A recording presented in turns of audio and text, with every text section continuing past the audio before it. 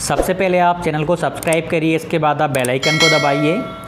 इसके बाद आप टेलीग्राम चैनल को ज़रूर ज्वाइन करिएगा। शिक्षक भर्ती से संबंधित सारी जानकारियाँ और महत्वपूर्ण गाइडेंस आपको यहाँ पर मिलता है।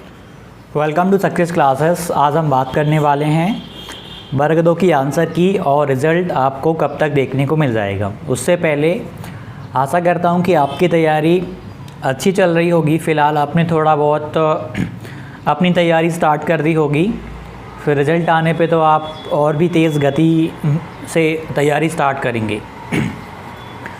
तो अभी ये मान के चलो कि आप लगभग एग्ज़ाम आपके हो गए हैं, 2-3 दिन 4 दिन बीत गए हैं। अब ये मान के चलो कि आपको मुश्किल से 7 दिन का टाइम लगेगा आंसर की आने में। मतलब इस मंथ के लास्ट वीक में आपको आंसर की देखने को मिल जाएगी। आंसर की जैसे ही आ जाएगी आपसे बोला जाएगा कि आप क्वेश्चंस को चैलेंज कर सकते हैं, कुछ गलतियां हुई हैं और ये निश्चित है कि आपकी शिफ्ट में कुछ क्वेश्चंस रॉन्ग हों, या हो सकता है कि कुछ लोगों ने कमेंट करके मुझे बताई थी कि सर हमारे शिफ्ट में क्या हुआ है, ऐसे 2-3 ऐसे क्वेश्चंस थे जिनका केवल ऑप्शन नज़र आ रहा था, क्वेश्चन नहीं था। इस तरीके की गलतियाँ हुई हैं किसी शिफ्ट में। और मैथ में भी कुछ हुआ है कि मतलब क्वेश्चंस दे दिया, उसका जो एक्चुअल आंसर होना चाहिए वो ऑप्शन में नहीं है।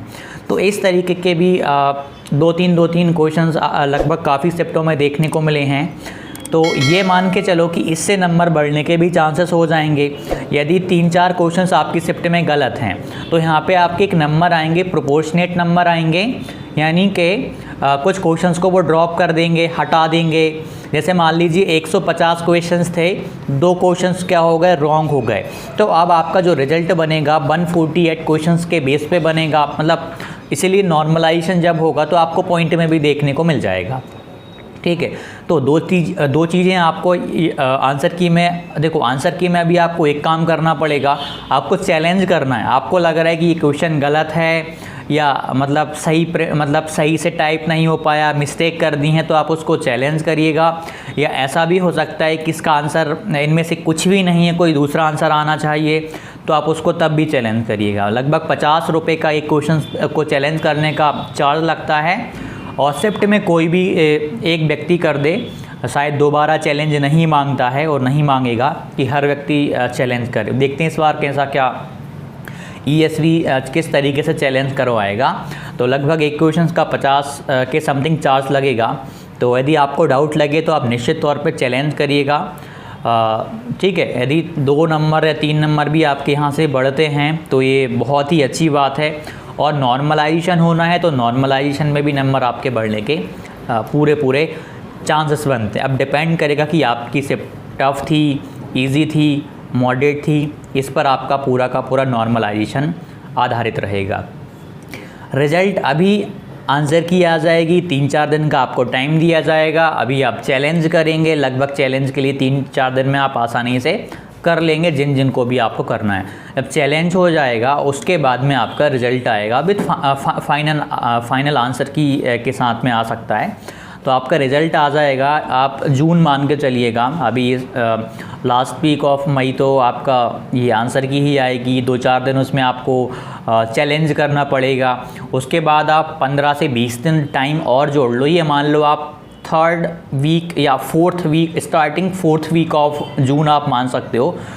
20 या 22 जून के समथिंग आपका रिज़ल्ट आ जाएगा। अभी से आप 1 महीने मान के चलो कि पूरी प्रोसेस में अभी रिज़ल्ट आने तक में अभी 1 महीने का टाइम आपके पास है। और इस 1 महीने को आपको अभी यूटिलाइज़ करना है। कुछ लोग बाउंड्री पर भी हैं और कुछ लोग थोड़ा बाउंड्री से 2-3 नंबर ऊपर भी हैं। तो ये सभी लोग डाउट में चल रहे हैं कि हमारे नंबर कम तो नहीं जाएंगे या बढ़ेंगे कि नहीं बढ़ेंगे। ये सारी चीज़ें आपकी डिपेंड करेंगी आपकी शिफ्ट पे।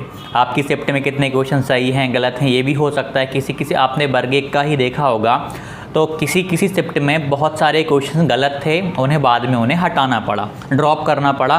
तो जो क्वेश्चंस बचे फिर उनके बेस पर इसमें 2 चीज़ें और सामने आएंगी। देखो, अब यदि क्वेश्चंस गलत हैं तो किसी के नंबर बढ़ेंगे, किसी के नंबर घटेंगे। क्यों?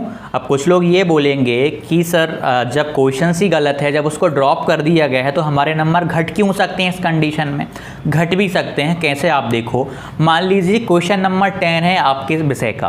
क्वेश्चन नंबर 10 में क्या किया है उन्होंने? क्वेश्चन नंबर 10 में मान लो क्वेश्चन नहीं है, केवल ऑप्शन है। केवल क्या है? ऑप्शन है। 4 में से आपने कोई सा टिक कर दिया, वैसे नेगेटिव मार्किंग नहीं है, आपने टिक कर दिया। अब गलती से आपसे सही ऑप्शन टिक हो गया। सही ऑप्शन टिक हो गया यानी अभी आपको उसका एक नंबर मिल गया है। बाद में क्या होगा कि उस क्वेश्चन पे लोग चैलेंज करेंगे, उसे हटाया जाएगा। यदि वो क्वेश्चन ही हट जाएगा तो आपका जो एक नंबर था, जो अभी प्लस में था, वो अब हट जाएगा। अब आपके मार्क्स 149 में से गिने जाएंगे। और जिन्होंने टिक नहीं किया है या जिनका गलत टिक हो गया है, जो क्वेश्चन हटने वाले हैं, तो ऑब्वियसली उनके नंबर भाई बढ़ने वाले हैं। तो ये चीज़ें भी आपके डिपेंड करेंगी। प्रोपोर्शनेट नंबर आपके आएंगे, फिर आपके नॉर्मलाइज नंबर आएंगे। नॉर्मलाइज्ड नंबर के बेस पर ही आप क्वालिफाइड और डिसक्वालीफाइड कहलाएंगे। रिजर्वेशन कैटेगरी है 75 में, और यूआर या अदर स्टेट वाले हैं तो 90 मार्क्स में आप क्वालिफाइड हो जाएंगे। ठीक है, लेकिन जो बाउंड्री वाले हैं अभी आप अपनी तैयारी करिए। एक अच्छी पॉजिटिव होप रखिए कि भाई आपका एग्ज़ाम मतलब 3-4 नंबर कम भी हैं तो आप क्वालिफाइड हो जाएंगे, और बाउंड्री के आसपास हैं, बाउंड्री से ऊपर हैं तो आप ऊपर ही रहेंगे। कुछ आप ऐसी पॉजिटिविटी अपने अंदर लेके चलिए। तो आपके डाउट हों कमेंट करिएगा, आगे चल के और भी हम इंटरेस्टिंग वीडियोस बनाएंगे तैयारी को लेकर के। और कुछ वीडियोस आ गई हैं, आप उनको देख सकते हो। और अपनी तैयारी अच्छे से कंटिन्यू रखिएगा। कंपटीशन है, कंपटीशन ज़्यादा है तो आपको तैयारी भी कंपटीशन को देख करके करनी पड़ेगी। थोड़ा सा अपनी रणनीतियों में चेंजेस लाना पड़ेगा, अलग तरीके में आपको तैयारी करनी पड़ेगी। डेफिनेटली आपका एग्ज़ाम क्वालिफाई होगा, जो एक पद आपके नाम का है वो आपको मिल जाएगा और आपकी ज्वाइनिंग हो जाएगी। थोड़ा सा आप पॉजिटिव होके अपनी तैयारी करें, और जाते जाते चैनल को सब्सक्राइब करिएगा, और टेलीग्राम को ज्वाइन नहीं किया है तो आप वो भी कर लीजिएगा। मिलते हैं अगली वीडियो में। धन्यवाद।